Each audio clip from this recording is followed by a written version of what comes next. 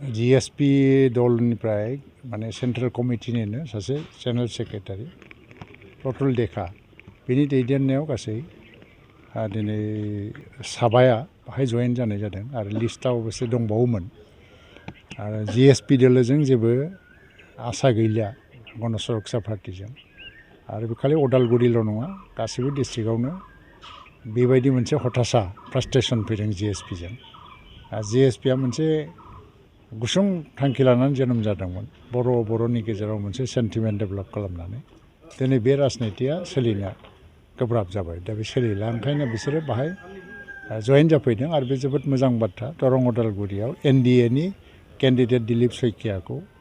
देरहाहोनायाव बिथांमोननि जयेन जानायाबो जोंखौ गिदिरैनो मदद होगोन दिनै नमिनेसन होबाय दिलीप सैकिया हाजार मानसि जग जादों आरो जिहेतु दरं अदालगुरियाव जि केन्डिडेटफोर दं कंग्रेस बेथ' एखेबारे जामलांनाय मोनसे पार्टि आरो केन्डिडेटआबो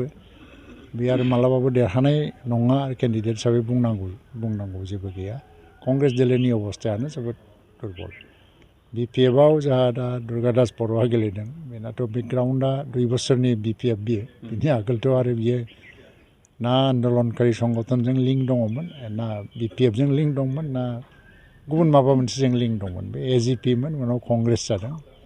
2 बोसोर आगोल BPF जानानै दा MLA जादों बिथाङा मिथिखागौ बाहाय इतिहासा रेकर्डआ बेबायदि फिसा रिजनेल जि माने जोंनि BTC ओनसोलनि जे राजनैतिक दलफोर बा गोदो PTC दंमोन थिग बेफोरबो बे जों ओरैहाय माने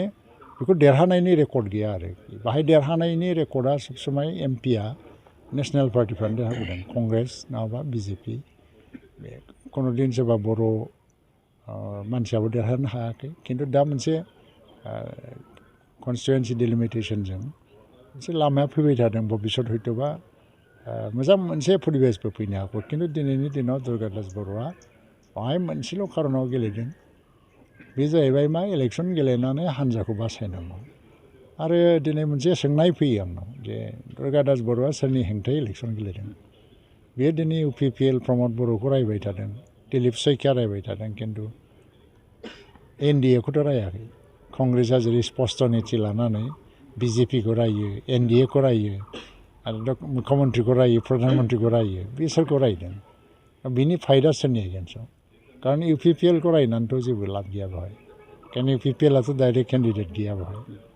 हय प्रमद बर'नि सरकार सोलिगासिनो दं बेवहाय प्रमद बर'खौ एफा एनै समाल'सना खालामो खिन्थु दिलीप सैकियाखौबो बियो सासे NDAनि केन्डिडेट हिसाबै समाल'सना खालामा एज ए दिलीप सैकिया समाल'सना खालामा बिनि फायदा जेबो गैया बे मिथिखागौ बे ब्लेंक फाइट खालामगासिनो दं खालि BPFखौ फैगौ 25आव मिनिमाम भट शेयारा जाहाथे थालाङो बेखौ रैखा खालामनो थाखायसो बे ब्लेंकआव फाइट खालामबाय थादों देरहानायनि थांखियाव गेलेया जेबो गैया भाई दा दिलीप सैकिया देरहागोन आरो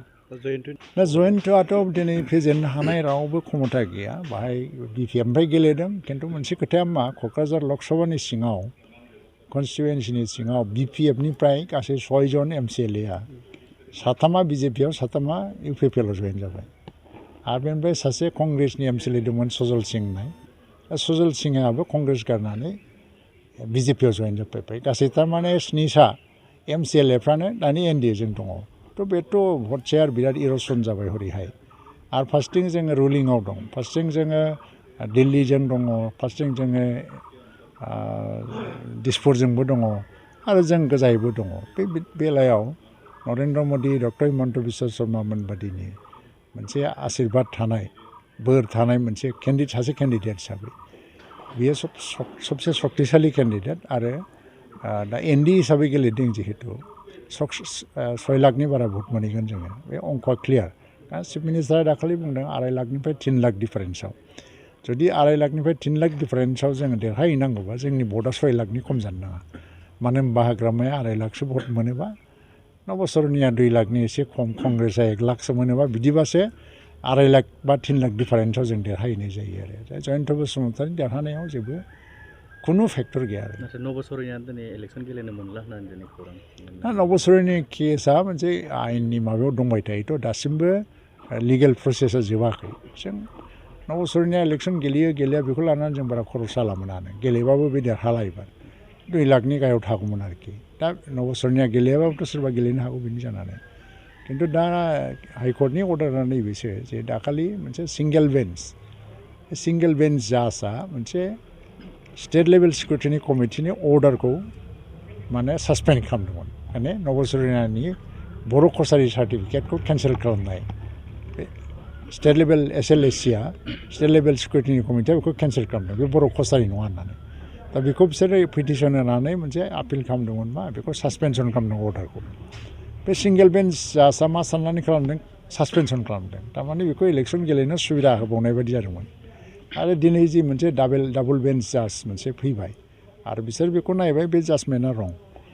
आरो बेखौ सासपेनसन खालामनो हाया स्टेटनि अर्डारखौ बे हिसाबै बेखौ बे अर्डारखौ सासपेनसननि अर्डारखौ सेट एसाइड खालामबाय कर्टनि लेंगुवेजाव थारमाने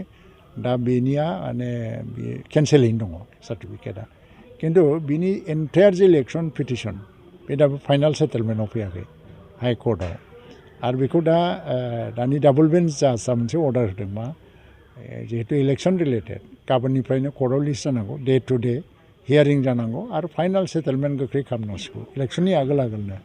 थ' बेखौ नायजोबोबा स्टेट लेभेल सिकिउरिटिनि कमिटिनि जि केन्सेलेसन बिनि सार्टिफिकेटखौ केन्सेल खालामनायनि जे अर्डार बे अर्डारा स्टेन्ड जाबाय आरो फैगौ भार्डिक्टआवबो बेनो स्टेन्ड जाहैगोन होननानै जों साननो हायो सार मैया खाम्फा बरगयारा उदालगुरियाव फैनानै बुंथिदो जितु क'क्राझार लकसभा बियाबनिफ्राय जयन्त बसुमतारिया 25% बर'फोरनि भटखौ मोनगोन होनना बुंदों बेनि मा अंखजों बुंदों बेबा बिसोरनाथ' बिदिनो जागोन अंखफ्राथ' आङो दिनै बेक्तिगत'भाबै रावखौबो एटाक खालामनो मानो गोसो गैया खिन्थु क्लियारिफिकेसन होनांगौनि बेलायाव आङो 2009आव इलेक्सन गेलेदोंमोन 2014 गेलेदों 19 गेलेदों 9आव आंखौ केम्पेइन खालामनो होआखै बाक्सा जिल्लायाव आंखौ हाबनो होआखै BPFनि मानसिफ्रा बिसोरनि पावाराव दंमोन आंनि जेराव गारि थाङो बाव होसो अन्थाइ खुयो गुलि गावो मिटिं खालामनो होआ बाक्साखौ बिसोर ब्लक खालामनानै देरहादों आरो आदारवाइज चिराङाव क'क्राझाराव बिसोर जेनबोजोबदोंमोनानो 14आव बर' हावा जाबाय बेवहायबो आङो प्राय 3 लाख भट भट मोननाय जादों आरो 19नियावबो प्राय 3 लाखनि बारा भट मोनदों बे 3 लाख भटआ माने बर'आनो जोब मेजरिटि 50,000सोल' हयतोबा गुबुन भट मोनादों जों गुबुन हारिनि भट मोनखाथाराखै खिन्थु दिनै बर' भटआ बारायबावबाय क'क्राझाराव आरो बिथाङा बिराद गिदिर मोनसे बाथ्रा बुंदों बर' भटआ बारायबावबाय बे हिसाबै बर' भटआ 70% फैगोन खाम्फा बरगयारा जेखि बुङा मोनथारा होना एसे एनैखौ होगोन आं खाम्फानोबो 70%आ जोंनाव फैगोन आरो 25%आ खाम्फानाव थांगोन बे गावनि अंखखौनो बुंदों बियो बाखि रेस्ट माने जिखिनि फिसा पार्सेन्ट थागोन बे गुबुननाव एफा एनै गावस्रानो हागौ आरो बिथाङा फंसे बाथ्रा बिराद गिदिर बाथ्रा बुंदों जे सोमावसारनायनि दावराव दावसियासो जादों होननानै बिथाङा आरो दावराव दावसिखौ खालामदों दुलाराय बर' फरायसा आफाद होननाय सोर दं खाम्फायावथ' एबसुनिनो मानसिमोन मोनसे समाव उनाव बियाल्टि जादों आरो बेखौ रायखांनानै लाब गैया बे गासै हिस्ट्रिखौ बोखांजोबनांगौबा गेसाव गोफोन बाथ्राफ्रा सिखारबोजोबगोन सोरनि आखायाव सोरथिया बयबो मिथिगौ बेखौ बुंनानै जेबो मिसलिड खालामनो हानाय नङा खोथाया जाहैबाय मा बे समाव बिसोरनो पाब्लिकआ पावार होदोंमोन गभर्नमेन्टआबो पावार होदोंमोन आसाम गभर्नमेन्टआबो दिल्लीआबो पावार होदोंमोन it was their duty to control the situation but they fail totally and now that responsibility of the controlling the situation it is with the Pramod Boro and he has been controlling successfully for the last 3 years बेनि डिफारेन्सखौ नायदो हाग्रामाया 17 बोसोराव बोसोरसेबो सिटुएसन control खालामनो हायाखै आरो प्रमद बर'आ दिनै 3 बोसोराव टटेलि 3 बोसोराव violence free Bodoland totally control खालामबाय दा फेलियरा सोरनि थ' बेखौल' बिनि एन्सारखौ हो आरो सोर गावथारदोंमोन सोर गावथाराखैमोन बिनि बिसार खालामलायनांगौबाथ' जोङो गुबुन मोनसे पइन्टआव थांनांगौ होननानै गोजोनथाव खौरां बाजाज बाइक लानो गोसो गुदुं सुबुंफोरनि थाखाय गोजोनथाव खौरां क'क्राझार सहराव थानाय दावहारु अट' एजेन्सिया 27 मार्चनिफ्राय 30 एप्रिलसिम बिहु एन्ड ईद धामाका अफार आरो एक्सचेन्ज मेलानि गोबां खाबुफोर होगासिनो दं दावहारु अट' एजेन्सिनिफ्राय बायगिरि बिथांमोना 7,999 राङावनो लवेस्ट डाउन पेमेन्ट होनानै बाजाज बाइक लानो हागोन दावहारु अट' एजेन्सि श'रुमजों लोगोसे कारिगाव फेस्टिभ आउटलेट आरो दतमा फेस्टिभ आउटलेट आरो भटगाव फेस्टिभ आउटलेट ब्रान्च श'रुमाव होबाय थानाय बिहु एन्ड ईद धामाका अफार आरो एक्सचेन्ज मेलायाव फैनानै नोंथांनि लुबैनाय बाजाजनि बाइकखौ लांफैनो हागोन। बाजाजनि बाइक सालायनो मोजां मोनग्रा रायजो राजाफोरनि थाखाय दावहारु अट' एजेन्सि श'रुमा बेनि अनगायैबो गोबां मोजां अफार लाबोदों। बेफोर अफारफ्रानो जाबाय जेरै helmet free, 2 litre petrol free आरो गासैबो मडेलनि एक्सचेन्ज खाबुआ एभेलेबल जागोन।